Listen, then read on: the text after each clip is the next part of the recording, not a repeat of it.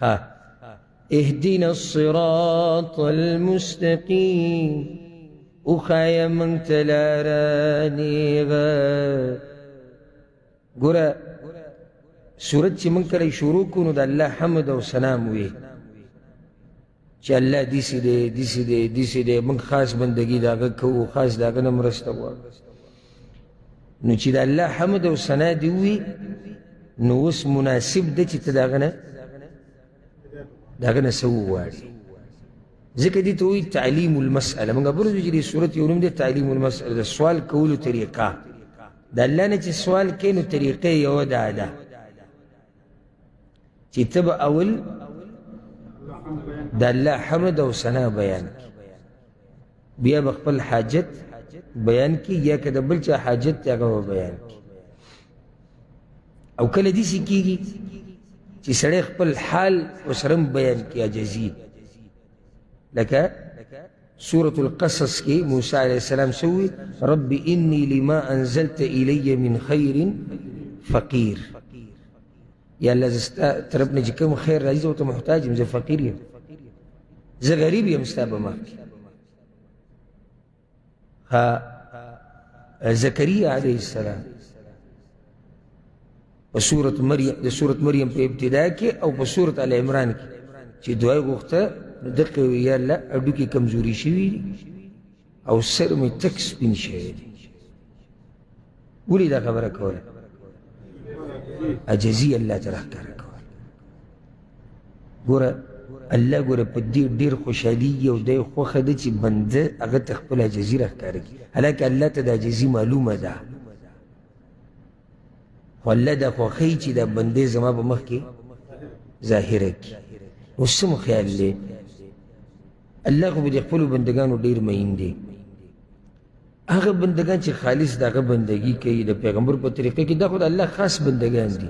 کو چی کل دغا بندبی اللہ تخپل عجزیم بیان کی ورسر دستر گناوخ کم لاڑیش دا دعا با اللہ نکب او بدی کی دیر مثالو دا منگ تیاد دی دا پیغمبر صلی اللہ علیہ وسلم دا جون نگو بیا خبر ہوگ دی لنڈ دا چی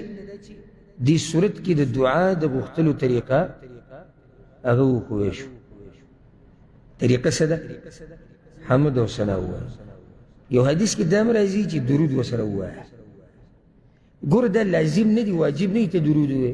لازم و واجب نہیں تخپل غریبی و خپل عجزی بیان کی خدا دی دا پار دی چی استا دا دعا دا قبل دو دعا دا قبل دو لارا اگر دیرشی یا موقع دیرشی دعا دا قبل دو او چی سڑے دعا کی غزلے کی داری چی زمان دا دعا اللہ قبول کی نو تب اس ہر اگر ممکن کوشش کے چی دا غید اللہ سستا دا دعا قبولیش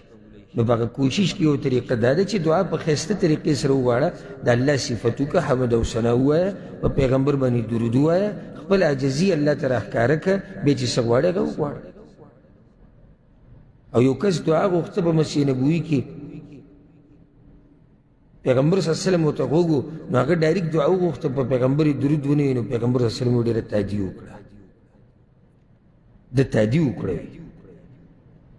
بے چکل ببل موقع آگا پا پیغمبر بانی درود ہوئی کرنے پیغمبر صلی اللہ علیہ وسلم ہوتا وہ چیز سگوڑ اللہ بیدر کی او بید لی بازو دا دعا گئی نی دگا خپری دا حمد و ثنا سیٹ تکا درود سیٹ تکا خپل عجزی رخ کارا کول اگر سیٹ تکا دا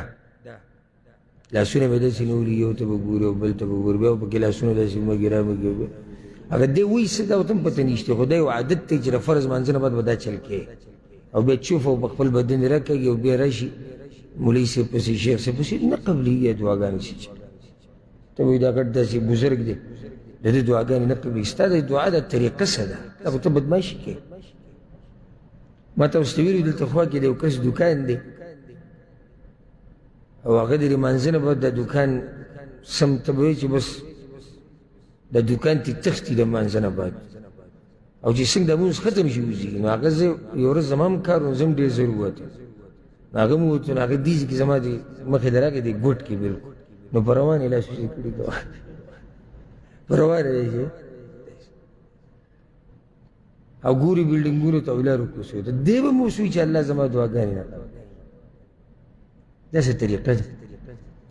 عجزي ځان کې راوله او په ښایسته طریقې سره دعاګانې وغواړه. دا دلته بیان شوه په سورة الفاتحه کې دا مسله شتي. الله اکبر. بعضو علماو دا طریقه ذکر کړې ده، وی کله نه کله دعا خلک څنګه غواړي، د چا نه چې غواړي د هغه صفت بیان که بس. لکه یو سړی کیني که نه او سوال کوي، یا الله ته رحمانې، ته رحیمې، ته کریمې، ته دای ته دای ته دای، او بس دا هم ګورې دعا ده. ځکه تا چې د چا دا دومره صفت وکړو هغه خبر دی په دې باندې چې ته څه غواړې. دا طریقه به تاسو ته نه تجربه کړي، دا مې یوه طریقه ده. او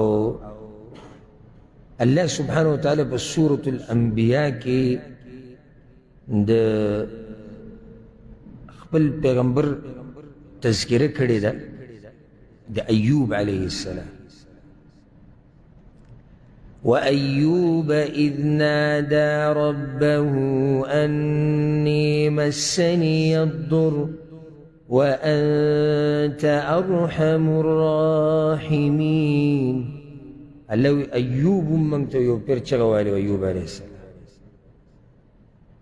خو هغه لنډه په دوه خبرې کړې وې، خپل عاجزي بیان کړه.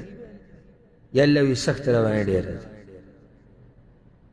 ښه نو ویسه الله ته او وی ته مهربانه او ښه ډېر مهربانه بس. فاستجبنا له فكشفنا ما به من ضر. الله وی موږ هغه دعا قبوله کړه، اواز یې واورېد. رب العالمین خو پوهېږي چې ده په زړه کې څه دي. کله دعا دې څه غواړي، خو ګوره دا راته ووایم، یعنې په دې به دا خبره ختمه کړم، د دې دعاګانو په باره کې رازونه که معلومول غواړي، د داسې کس سره کښېنه چې هغه ډېر دیندار او د دعاګانې ډېرې غواړي، هغه به درته داسې ښایسته ښایسته خبرې ډېرې وکړي. او که ته په دې کې نه پاتې شوې، دعاګانې ډېرې نه غواړي، دې ستا به تجربه نشته او نه دغه سړی په دې رسي. په دې باندې کښېنه د هغه عالم سره، د هغه دینداره ملګري سره چې هغه د الله سره دا مضبوطه رابطه ساتي د دعاګانو. دا اوس یو ناشنا طریقه ده چې ته صرف او صرف